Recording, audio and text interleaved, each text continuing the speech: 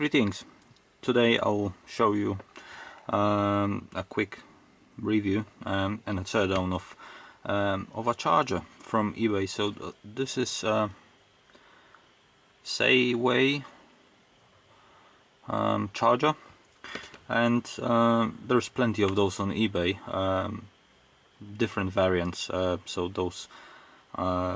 those are meant to charge batteries for digital camera and all sorts of things. So I've got my old Canon DSLR, and the charger for it got lost. We haven't used it for a while, and I miss the camera because it's, even though it's old, it's the EOS 300D, or rather EOS Rebel, because I got it in America, so that's the American version, but it's virtually the same as the 300D.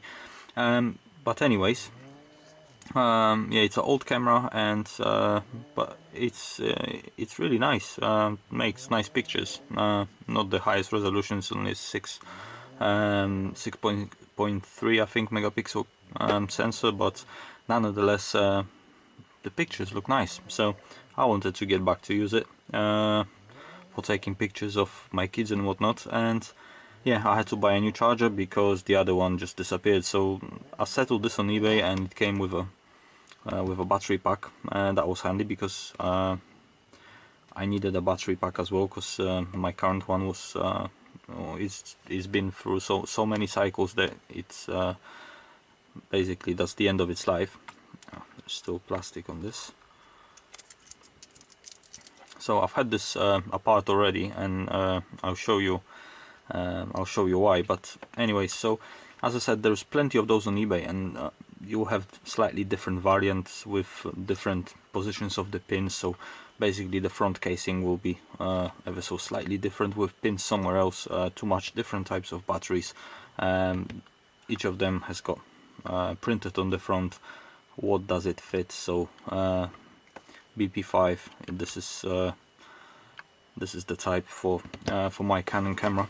Anyways, this is how it comes in the box. You get the charger, USB cable, and a battery pack. In my case, there was two of them.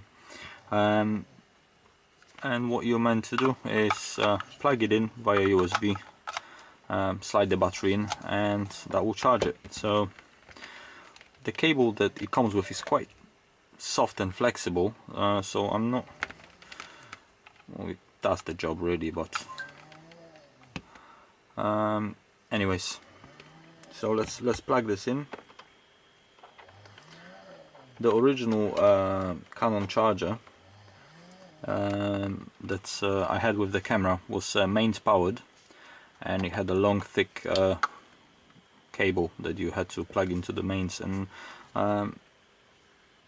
this is, I guess, somewhat better. It's not, there's no high voltage in the unit in case you spill something on it and it goes horribly wrong, or I don't know, it's just, that's how it's made.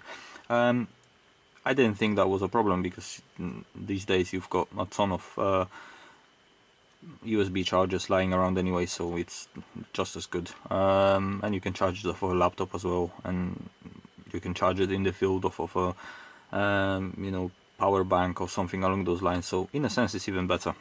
So yeah, if we plug in the battery, it normally detects the battery. I've used it a couple of times now. Yeah, as I said, normally it does detect the battery.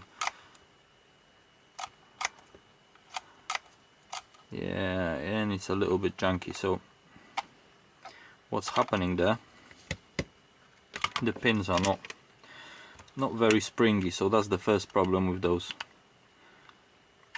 So those do not always make contact with the battery, but I think we can fix that when we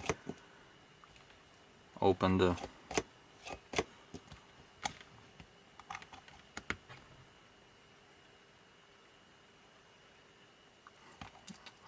actually it might be something else. It might be the fact that this battery is fully charged. So let me get a slightly depleted one, because I've charged all those up. So let me just pull the one I've been using from the camera.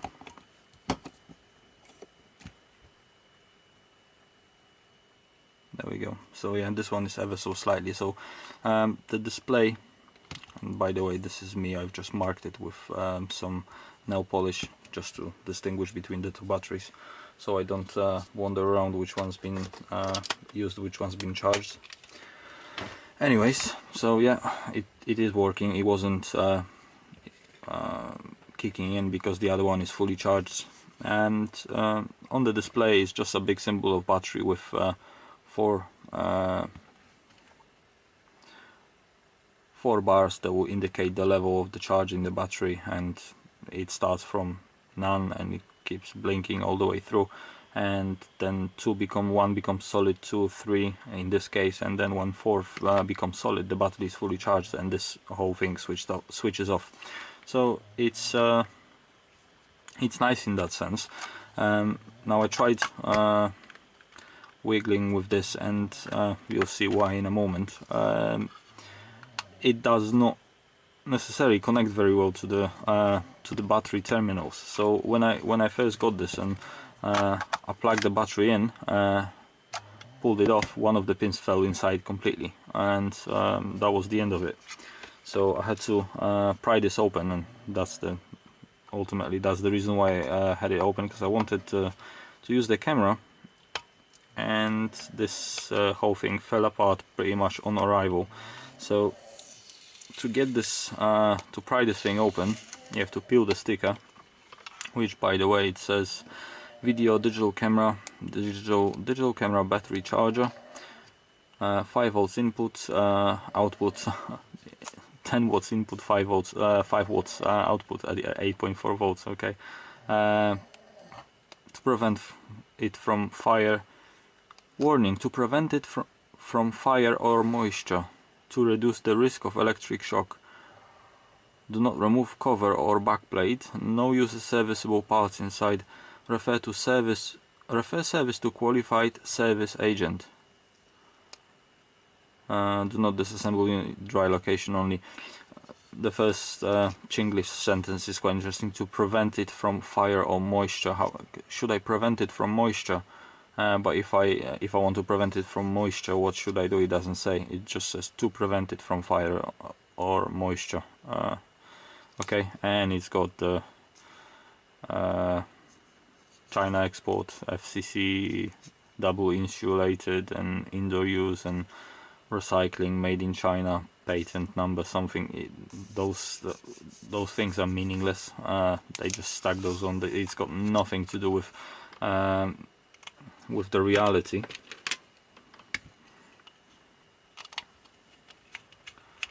Unfortunately.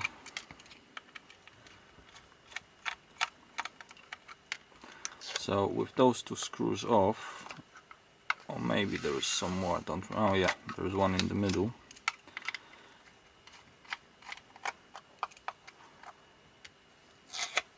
Self-tapping screws, there is more.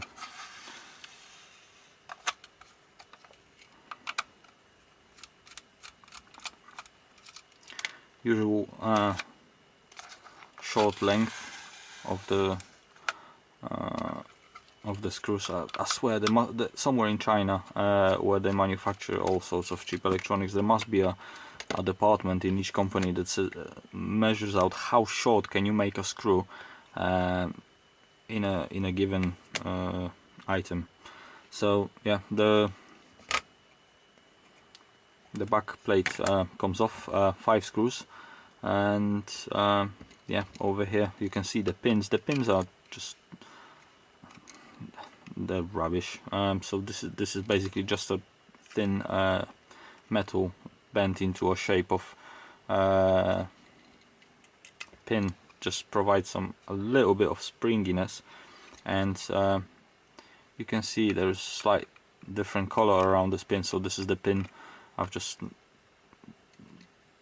brushed on some glue on top of it to keep it in place, because the pins are held with the heat stakes, and basically the ones on this didn't work very well. But yeah, what we've got over here is a tiny little board. Maybe let's take it out as well.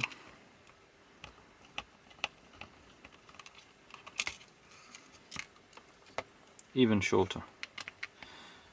That's okay, those are only holding the PCB.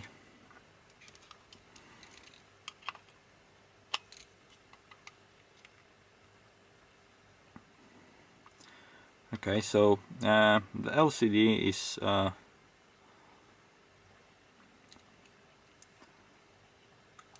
held. Well, I suspected that this might be might have the zebra strip on the LCD, but it's actually soldered in. And what's interesting here is that LEDs. Yeah, the backlight is just wedged in underneath the display with a very thin, probably acrylic light pipe and some sort of dissipative material layer on the top, and that's just connected here. And you've got two terminals marked LED 1 and 2. Maybe hold on, let's make this zoom in. Okay, there we go, looks a lot better in my macro lens. Yeah, you've got LED positive and negative marked, and that's the LCD, and this is the light pipe over here that just channels the light in, and there is some sort of layer. It looked for a moment, it looked like might have been one of those electroluminescent foils, but those require high voltage, and I don't see any circuitry over here that would do generate high voltage for this. Anyways, on the board itself, the power comes in from USB, and yeah, there's a couple of caps on the input. There's a transistor doing something. It's a Schottky diode probably. A little inductor for the switch mode supply, and this chip, and this chip will remain nameless, so most likely it's a micro. So it's got some sort of version number, RSW 8.4 volts, version 3.1. So okay, so they've had a few revisions of this. And yeah, another transistor, Q1 and Q2. So two transistors, a micro, which micro controls the LCD, because the pins from this go directly into the LCD, and it probably does the switching, helps to control the boost converter over here, because this gets only 5 volts and it puts out 8 point something volts, so it needs to boost the voltage a little bit. This is probably a MOSFET for switching, and that's the... Is it? Hold on. Or maybe this is the chip. Or this might be the chip that controls the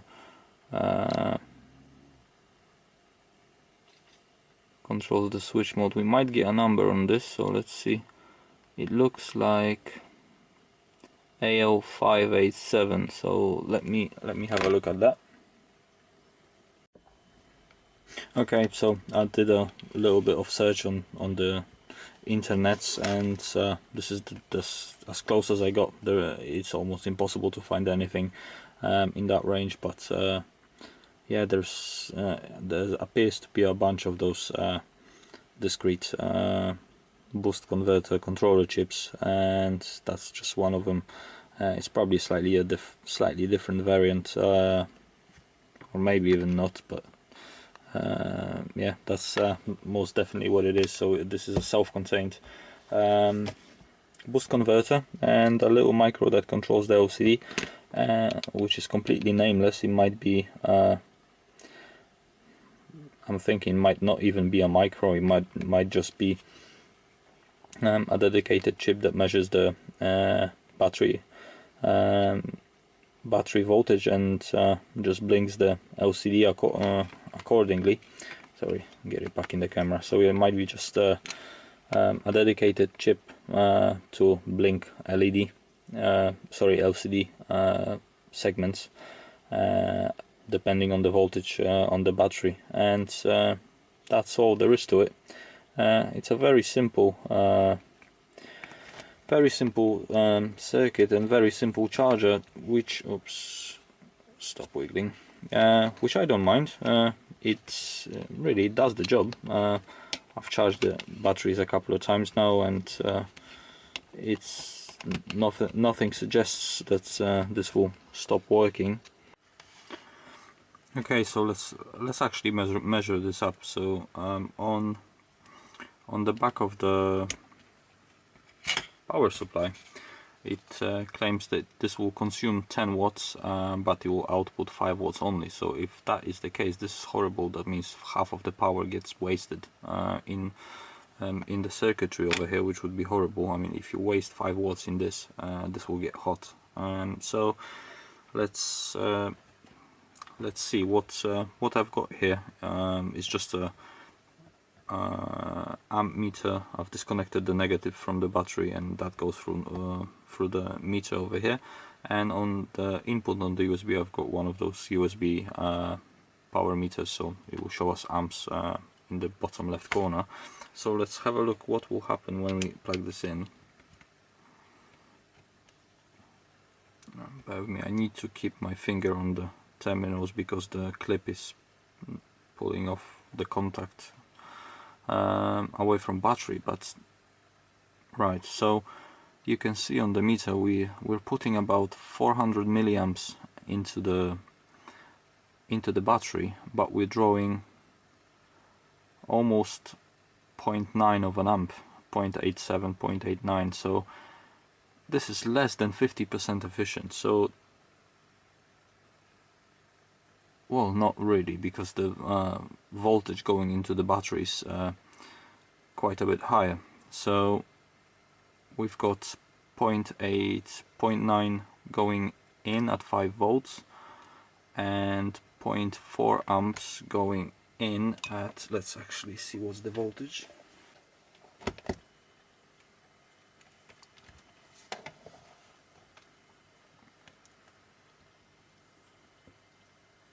Yeah, it's 8.25 volts going into the battery. So yeah, let's do a calculator time.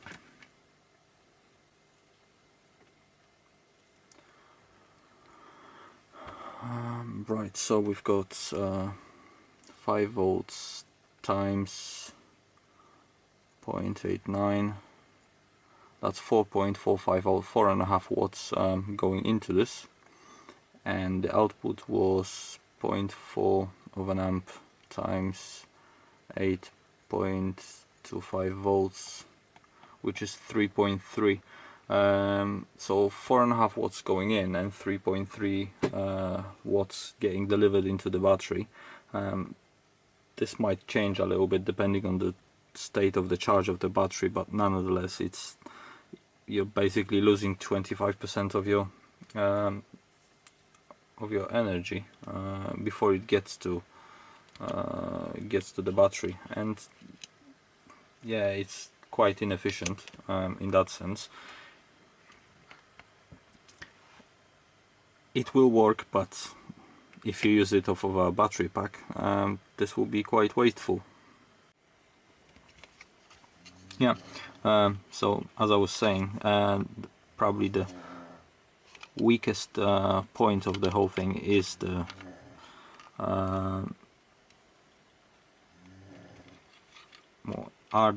battery terminals, which are absolutely horrible. I mean, there's cheap ways of doing things, and there is just plain nonsense, and they've just done it. They're not properly spring loaded or anything like that. They're just literally a piece of piece of steel.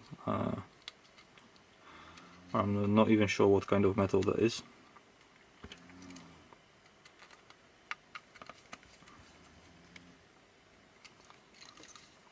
So yeah, I thought this might be useful for some if you're looking for a cheap charger for your digital camera, and those go for like £3 or $3 or whatnot, or you can get them like I did for about 10 or so with 2 batteries included in the pack. Yeah, it's, do you know what, it's adequate. It does the job. A little bit fiddly in terms of those contacts, but other than that, it's fit for purpose, I guess. It's, yeah, as I mentioned before, it's cheap, so it's not perfect, but it works. It does the job, charges the batteries. I've charged the batteries a couple of times now, and by the way, the batteries are half decent actually, at least for the time being. They might degrade rather quickly, but I'm by all means, I'm not reporting this.